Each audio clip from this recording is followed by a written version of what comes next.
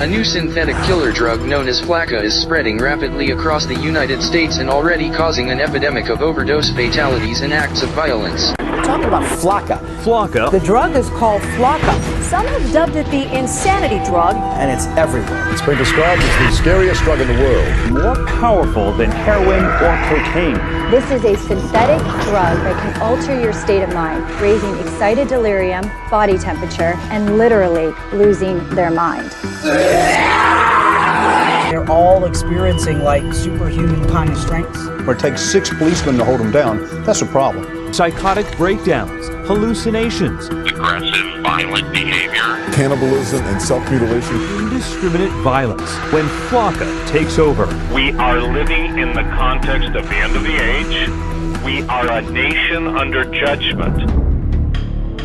Welcome to stage 1 of the zombie apocalypse. It's been long theorized that controlled substances can bring people closer to the spirit world. Sometimes, however, what comes out of that experience isn't what you'd expect. And right now, our society is being plagued, dominated by an epidemic of controlled substances. In the 1970s, people were talking about peace and love, but nowadays people are coming back from bad trips and total psychosis. The number of overdoses are up, as are the cases of total zombification, i.e. demonic possession. The dark side opens people up to such possessions through lack of faith and environmental conditions. And while this isn't so much an issue with people of faith or orthodox practitioners, if your foundation is public education, if your dogma is militant atheism, substances like bath salts or Flakka can be the ingredient that pushes you over the edge, an edge that you will never come back from. Weaponized substances such as bath salts and spice are being mixed into just about everything these days. E-cigarettes, chocolates, party drugs, with the intended purpose of fucking you up permanently. These are not the days to be experimenting with new things. These are not the days to be a party kid. Nefarious agendas are at play, and just about everything out there these days is being spiked with chemicals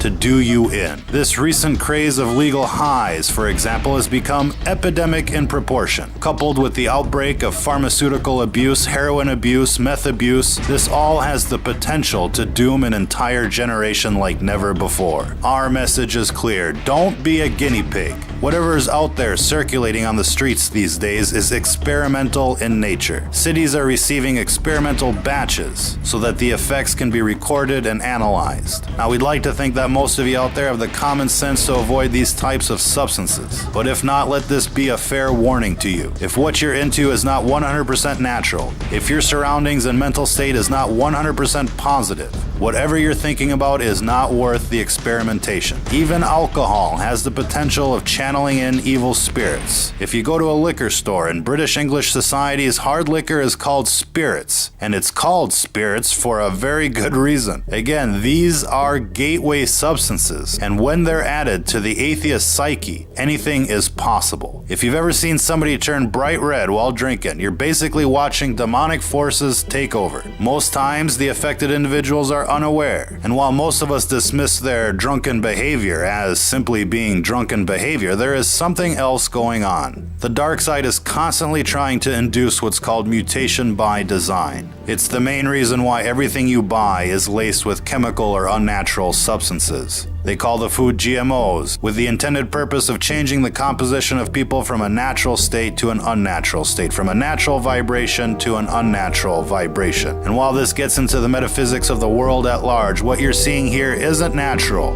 it isn't safe, and it isn't just psychosis. It's what happens when you stare into the abyss, and when the abyss stares back. If you're listening to this, you are the resistance.